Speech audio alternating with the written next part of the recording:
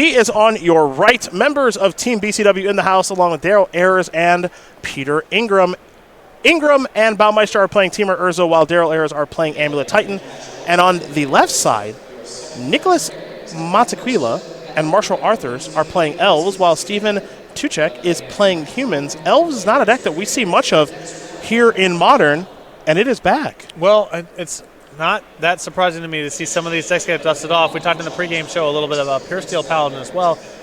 No one kills creatures anymore. That isn't really something we see a whole lot of. That Death Shadow, burn style strategies, control decks with a lot of spot removal, not really part of the format right now. It's not how you win battles involving Oko, and that's a lot of the format. Elves, as we know over the years, if your opponent can't kill stuff, this deck wins on turn 3 pretty reliably. Mm-hmm. It can do some pretty busted things. You play a 1-mana Accelerant into an Elvish Archdruid into you go nuts. Right. And it's not that hard to do. So here's Derwin's Elite. We had Llanowar Elves to kick things off. I don't think Marshall has another land, and if that's the case, that's going to be a problem for him. Now, Heritage Druid is a card that could, of course, work itself into the equation the following turn, or maybe even this one, but for now, it'll be a bauble that Corey is going to use. You saw Corey's first turn of Snow-Covered Island into Aether Spellbomb, Mox Opal, Mishra's Bauble, Gilded Goose, Make a Food. An explosive turn number 1 here for Teamer Urza. And yes, that's Teamer Urza, not Simic and not Sultai. Baumeister and Ingram have splashed red in the deck for Galvanic Blast, as well as Experimental Frenzy. Some notable payoffs there. I mean, Frenzy is a card that can do it kind of all in one turn. Galvanic Blast is also, it makes some sense to me in terms of trying to get a little bit of an edge in the mirror match, as it's an answer to Gilded Goose early and an answer to Urza later on. Baumeister for his second turn. You ever heard of it? I have. You familiar with this one? But a Heritage Druid and Arthurs could still go off next turn, even through an Oko turning a Llanowar Elf into an Elk. True. There is Oko Thief of Crowns. We're going to see plenty of it here this weekend. Looks like Gilded Goose is going to sacrifice a food, maybe.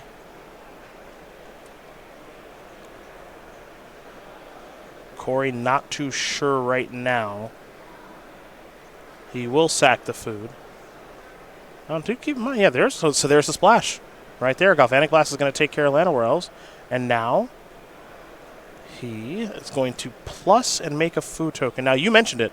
Heritage Druid could make things very difficult for Baumeister on this turn. If Arthurs has one, he could go crazy. And there is Heritage Druid. Would stand a reason if he kept 7 with a 1-lander that this was part of it. Yep. So let's see what comes next here. Now, the Archdruid's gotten a little bit worse because Arthur's is behind the ball a little bit against Oko. But he can still flood the battlefield and just get to a spot where he can attack Oko down. Well, we'll have to see what card that is, because that one's taking Corey for a loop, and it's done the same to me. I believe that is Winding Way. So we'll take a look at Winding Way in just a moment. Top handful of cards here. Looks like he's going to take Cavernous Souls and... Actually, excuse me. Looks like he's naming Creature, perhaps? All right, so let's see. Choose creature or land. Reveal the top 4 cards of your library. Put all of the chosen cards revealed this way into your hand, the rest into the graveyard. So he chose Creature. Beast Whisperer and Elvish Archer were added to the grip. The green mana left over allowed him to deploy an Elvish Mystic, and that's Arthur's turn. Okay. Did not expect to see Winding Way. That's a 4 of here. Mm-hmm. That's his Finale of Devastation as far as the spells are concerned. So he does have some combo elements to his deck. And he and Nicholas are both playing this on their team, so they feel very comfortable and confident about this. Baumeister's pretty comfortable and confident about his play. He's going to go towards Urza, Lord High Artificer, and make himself a construct.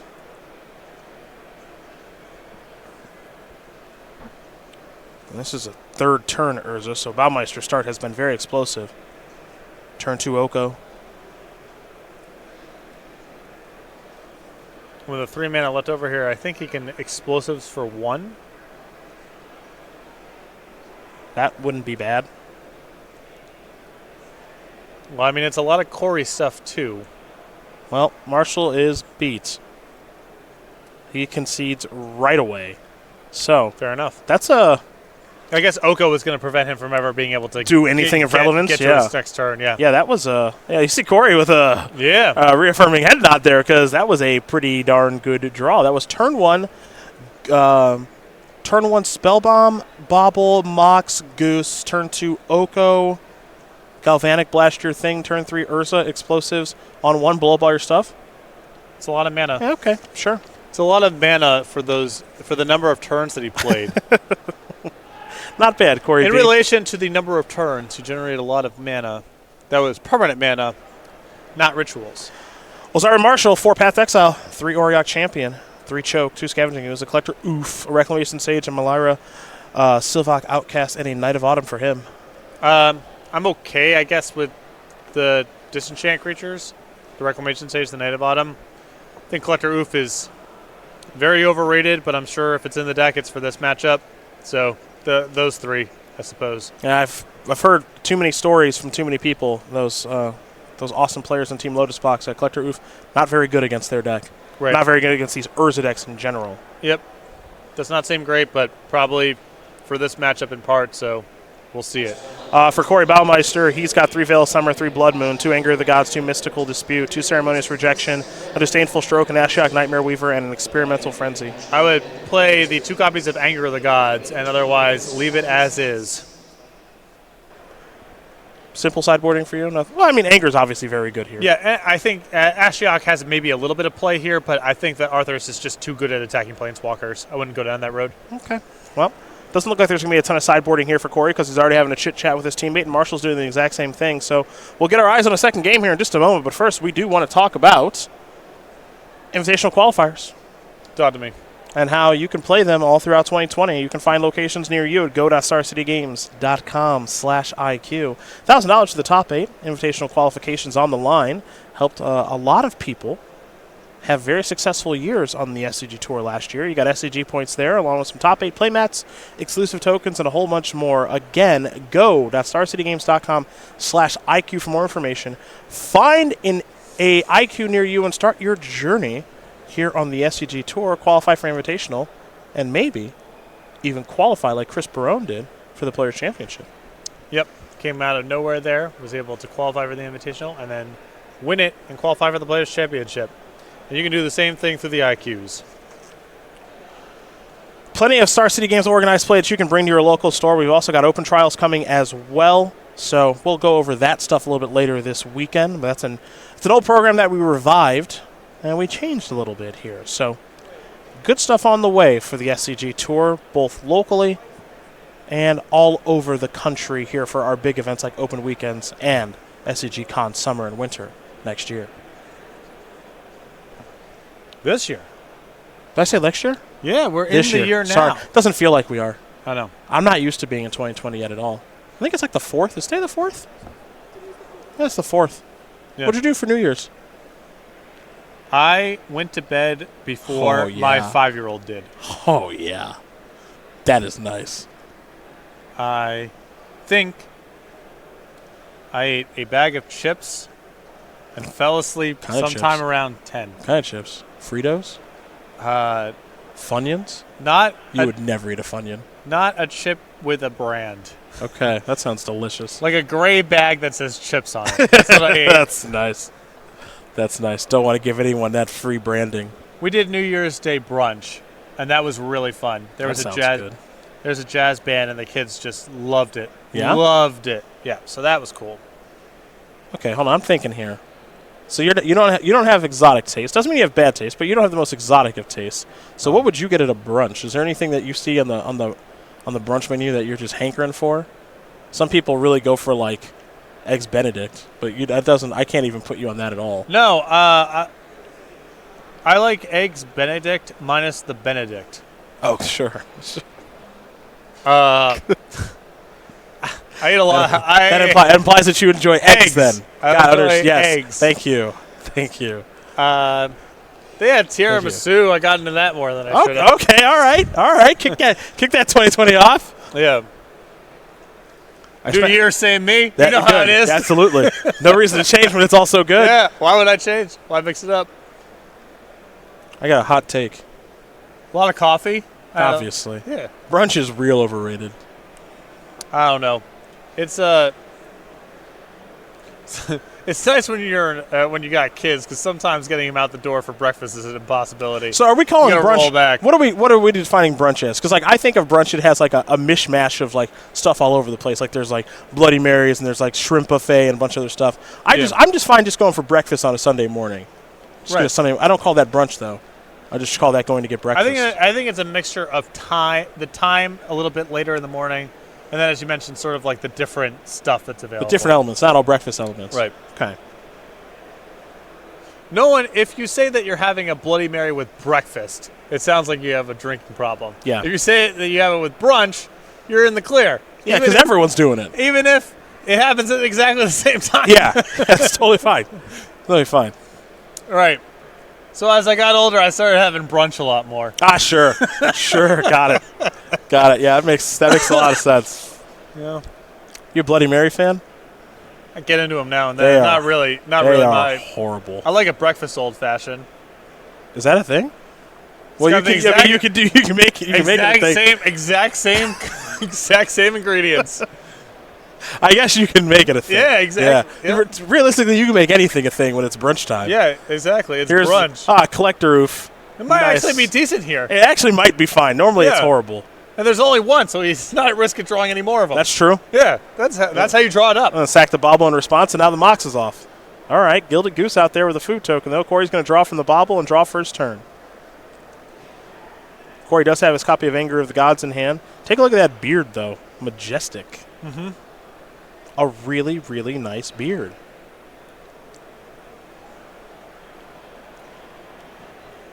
Collector Ouphe in spots against these Urza decks can be very, very powerful. There are other spots where it's mostly meaningless, but this looks like one of the spots where it's good. That is an Emery on the cheap. 4 cards headed to the graveyard. Most relevant of the bunch is the Arkham's Astrolabe, and Corey will just pass the turn back. So it's a one-lander, and it looks like he was somewhat reliant on that Mox getting some work done. So Collector Ouphe having an impact. It is notable that Marshall has kept a hand that has no 1-mana spells, as Ouphe will come into the red zone here. And now there's Elvish Archer. So a slower draw. Yep, just banging on that Ouphe doing some work, which it doesn't do reliably, but really excellent here.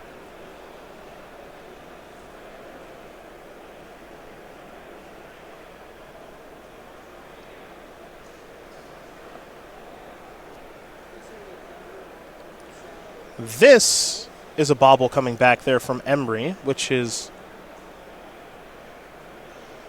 interesting. Curious what the plan is. Got back something. I mean, hopefully you get the Ouphe off the table. Well, I take it all back because he can't cast Astrolabe. Never mind. Yeah. No snow-covered land. Yeah. It just took me a second. It's like they're 99.9%. Yeah, it's just out there. One, you just don't see it. Yeah, you're just used to it just being a thing that they can do.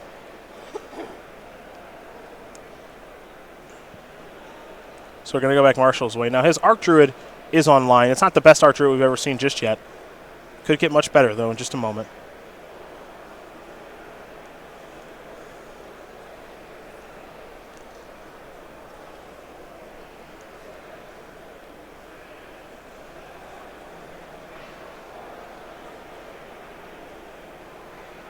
Looks like Daryl Ayers won game 1 here against Nicholas, so Amulet Titan is up a game over Elves, as well as Teamer Urza being up a game here over Elves. Montaquila, Arthurs, and Tuchek did win round 1, just like the team of Ayers, Baumeister, and Ingram did, so their unorthodox take on the tournament thus far, though early, has worked out just fine for them. Arthur's trying to figure out how he's going to maximize his mana for this turn because he has an Archdruid. He has Elves to play pre-activating the Archdruid, and he also has Nykthos. Yeah, there's a lot of the sequencing here is going to be really important. Maximize mana. I also think he knows that he's in the clear as far as getting to do what he wants to do. If Galvanic Blast were to be a thing, it would have been played by now, I think. Yeah. Right? The Gilded Goose would have provided the red mana. On the Archdruid for sure. Yeah, or the Ouphe to turn on some things. Yeah. Right? So yeah. I think it would have been cast by now. So I think in that regard, if you're Marshall, I think your thought process is, I'm in the clear. So Archdruid's going to tap for 3. So now we're going to go through Nykthos. So down to 1, 2, 3, 4, up to 5. Here's Beast Whisperer. Now there's Nettle Sentinel. Metal Sentinel will draw a card from the Beast Whisperer. Beast Whisperer, a card many were excited about when it was previewed many moons ago. 4 mana, 2/3. Whenever you cast a creature spell, you draw a card. Collector Ouphe will come into the red zone. And next turn should be the crazy one here for Arthur. It's hard to imagine Baumeister gets another turn here if he can't do something significant right now. Yep. Baumeister's draw was a Mox Opal. That's a stinker. And Corey continues to be a mana away from casting Anger of the God Soul. All he can do is pass the turn back. So he will pass it back over to Marshall Arthurs, SCG Louisville champion 2 years ago. Cleaned up many a player with Mardu Pyromancer at that tournament. While down a game right now, you have to imagine he's likely to tie this game up because he's got all the mana in the world and the ability to draw a lot of cards, too. Looks like he has a copy of Finale of Devastation in hand. Key payoff there? One Azuri. Okay. Another Beast Whisperer, I suppose, is not bad here. So Azuri's your damage output. There's no Crater Hoof or anything like that here? He's got Vizier of Remedies. He can infinite mana into okay, Azuri. sure. Okay. No Crater Hoof.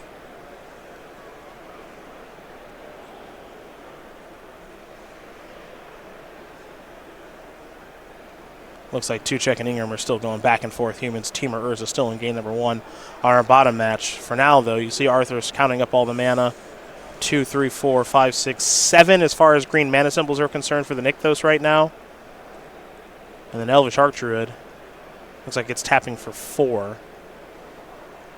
So a lot of green mana here. We'll see if we can get some mana counters on the battlefield. As here's the Finale Devastation.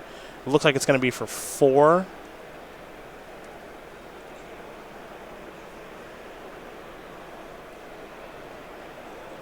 It looks like another Archdruid. Just beating down. Okay. Yeah, that's it. Yeah. Looks like that'll do it just fine. Okay, fair enough. Don't see that play that often, but that's good enough to get it done. So, Marshall Arthurs is going to win game. Oh, so that was for a lot. It had to be. Oh, yeah, he could just do it for 10. He did it for 10, yeah. I saw him show the fingers for, but, yeah, it's for a lot. Archdruid and Nykthos, he had a million mana. Yeah, a million mana, yeah, okay. So he's able to attack for a ton of damage. So another reason you don't need Crater Hoof anymore in these decks is that once you're at the spot where you have enough mana to search up a Crater Hoof, you can just Finale for 10 when the game ends. Okay. Sorry about that, folks. We're all tied up. Arthur's Baumeister getting ready for game number 3. Baumeister will be on the play. An explosive draw in that first game. Would have had an explosive draw that second game if it weren't for that dastardly Collector Ouphe. So we'll get game number 3 underway here in just a moment. But first, we're going to talk about the Star City Games YouTube page, where you can watch replays of this tournament. You can watch Versus Live with Corey Baumeister and Ross Merriam. Commander Versus will be back now that we're in 2020. Our friends had to take a little bit of a vacation and enjoy some time with their families. But Jonathan Suarez, Justin Parnell, Jeremy Knoll, and Stephen Green will be back doing their thing on our Twitch channel and our YouTube page. Flashback series, which you can watch with myself, Brad Nelson, and many others. Best of the SCG Tour, as I mentioned, a whole bunch more coming to you this year. Subscribe today at youtube.com/Star City Games. Get those notifications and check out all that great content as we get ready here for game number 3 between Baumeister and Arthurs. We will, of course, jump to other matches as we can. That is the plan. We want to bring you the conclusion of the tournament, let you know, conclusion of each match, let you know who does win, gets that key victory.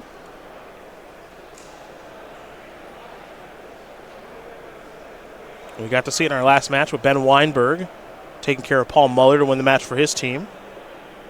These players will be given the green light here as Corey asks our table spotter. You're good to go, says our table spotter. So, Snow-Covered Island, there's that artifact. Here we go. There it is.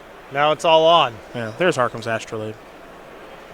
Both players have a 1-mana spell. This is a Llanowar Elves.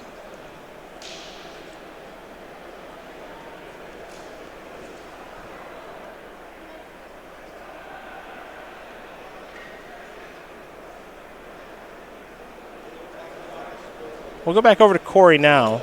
There's Gilded Goose. That'll generate a food token. And we're going to head back over to Arthur's. Arthur's will draw.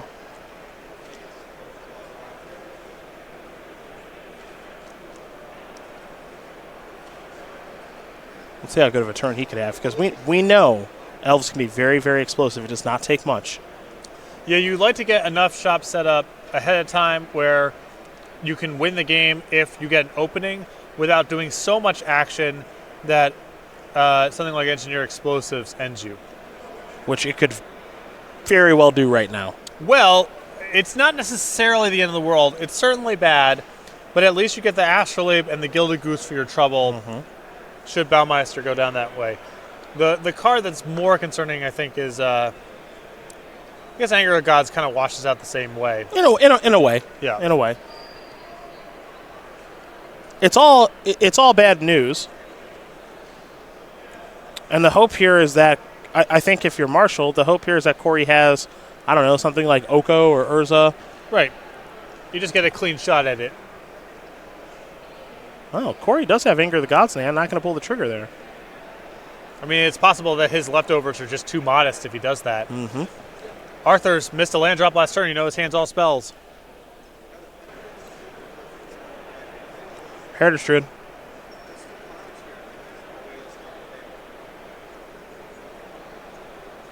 So how crazy can he go? I mean, if Baumeister has no interaction, it could very easily be lethal this turn. Mm-hmm. Because he's essentially going to start netting mana off of all this stuff.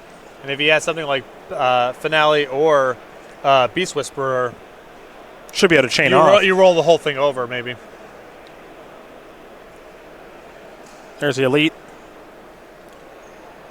Make an Elf. Okay. I think the thought process might be,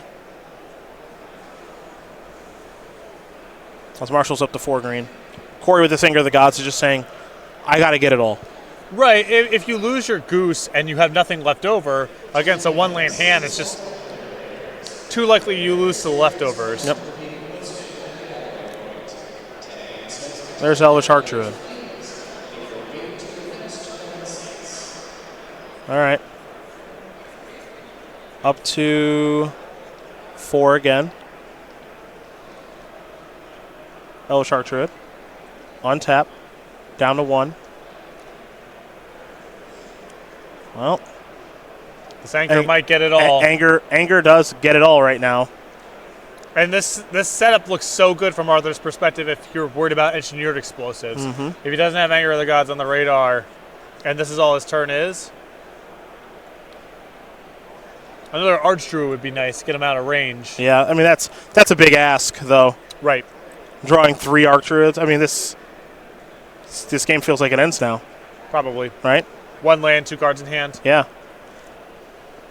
Corey's already sacrificing the Scalding Tarn. He's going to go get a red source. There's the Steam Fence, and there's the battlefield tapped. So we'll go to Corey's turn in just a second here, but by my estimation, Arthur's is going to lose his entire battlefield as Corey's going to make that Fu token on the instep. He's not going to miss anything, that's for sure. He'll do it through the Astrolabe, of course. Daryl going to come in for the assist. Whoa, whoa, whoa, whoa, whoa, whoa, whoa, whoa. Okay, fine. All right, fine. Yeah. you want to play that one? Yeah, there you go. Thanks, Daryl. Thanks for the help there, bud. Now Corey's going to sacrifice the Misty Rainforest. Yeah, that's just good teamwork. Yeah. That's all that Daryl is. just wanted to be part of the show. Yeah, he just wanted to help out. I respect that. Whoa, whoa, whoa, whoa. All right, this one. Fine, Anger. Do this one. He was going to play. You say to Marshall after that he was going to play something else. Yeah. Goose post combat there for Corey. Marshall's going to try to reload here with an Elvish Mystic. I think part of the idea behind what Arthur's and crew are doing is that there aren't effects like Anger of the Gods that are ubiquitous in the format right now, which is actually true. Yeah. Yep. You know, Engineer Explosives on that turn would have been fine. Yeah, Arthur's was set up. But he had a lot of diverse mana costs. Yeah. So this is part of the reason, perhaps, that you've seen these players elect to go towards Tamer as opposed to more traditional builds. This here's a Winding Way. He named a land, so those creatures will go to the graveyard. Forest, Mystic, pass the turn back. Baumeister, this is part of the problem for what it's worth, is the lack of leftovers. But the scary part is if there's a Mystic Sanctuary hiding out here, and there may be, Corey's going to go through his deck. Well, Baumeister's hand is just lands. Yeah. So he can wait a little bit while with another fetch land to get back the anger when it's appropriate. But I think he wants to wait on it because you don't want to anger away this and then still just be back to having nothing. Yeah, and I will stop myself a little bit because there is no Mystic Sanctuary here. You can take a look at the deck list on Cardboard Live, just like I can see it in front of me. There's no Mystic Sanctuary here for Corey to search up. Now this is one of the things. This is what's been one of your critiques on these Urza decks for as long as they've existed. All dressed up and nowhere to go. Yep. It happens a lot. Now, sometimes you see extremely powerful draws like we saw in Game 1. Sometimes you see draws get cut off like we saw in Game 2. Oh, show him Elvis Mystic. Okay. And sometimes you see this. Right. Where nothing of consequence is really happening. Now, it all takes is one draw step. And a lot has changed. Choke, huh? Sure. It's not going to do much for me. No. No.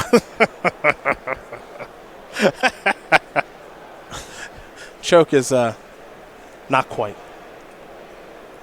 Now let's get a good look at it. Let's see what this is. Emery. 2, 3, 4. Astrolabe among the cards that are placed into the graveyard here.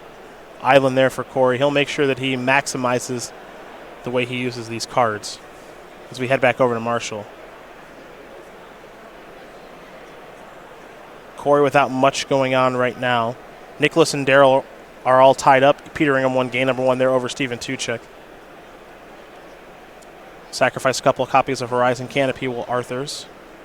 And he'll just pass the turn back. Starting to get away from him a little bit there as Gilded Goose is going to make some more food. Looks like Corey's going to sacrifice a fetch as well.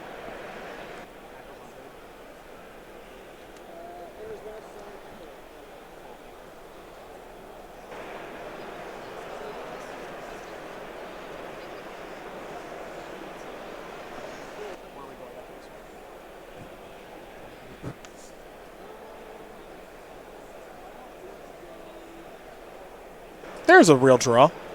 Finally. Yeah. Let's wrap this up. Let's wrap this up. Yeah? See, the thing is, when you make all those food tokens, then the construct is enormous. And they're all mock sapphires now, too. Yeah, so choke, huh? Wasn't into it. I wasn't. What are you going to do, not cast it? Yeah. yeah. Maybe hope. Maybe, okay. You might. Maybe he taps out for some stuff that's not very good. I don't know. Astrolabe's coming back. Corey did need to tap the Emery to do that, so he does tap the legendary Merfolk. Land for turn.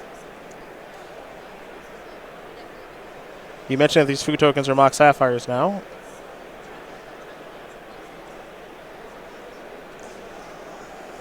And Daryl providing a helping hand.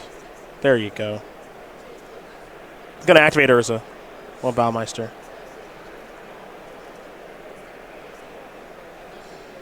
Top card. Mox Amber. Okay. Well. Sure. Some more mana for Urza. Mox Opal, sure. You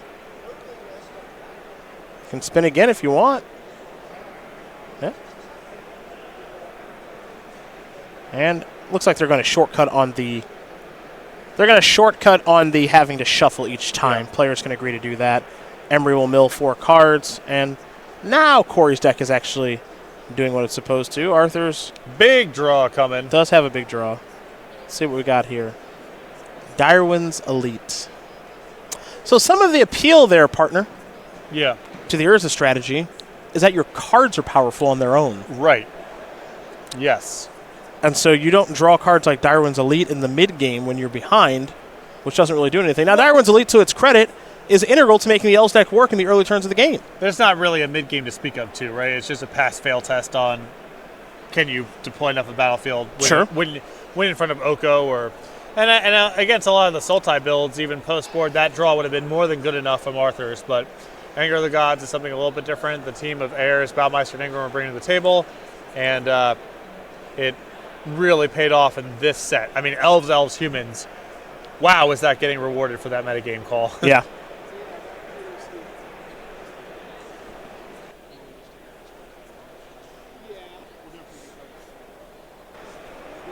Well, you see Peter's got a 2 next to his name.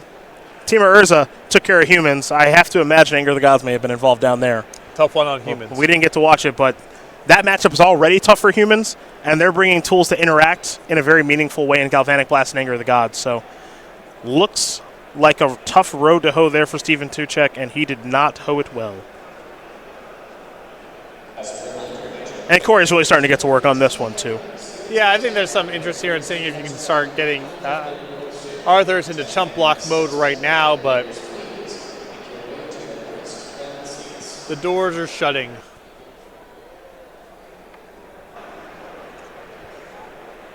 And, the tough thing about this Urza deck, many tough things, but once it really starts snowballing, it's really hard to stop it from doing this. You're activating Urza multiple times a turn. You're doing all these other things. As Marshall's just going to show his 2 lands and concede the game, really hoping that Corey didn't have Anger of the Gods there. He did, so he was able to win the match for him and his team. So the team of Daryl Ayers, Corey Baumeister, and Peter Ingram, 3 members of Team BCW here in 2020, they win this match here over Nicholas A. Montaquila. Marshall Arthurs and Stephen M. Tuchek, 2-0. Pretty easy, straightforward stuff for them. Teamer Urza on display, and perhaps Nick Miller will have to have a little chit-chat in the sideboard with them about why they elected to go with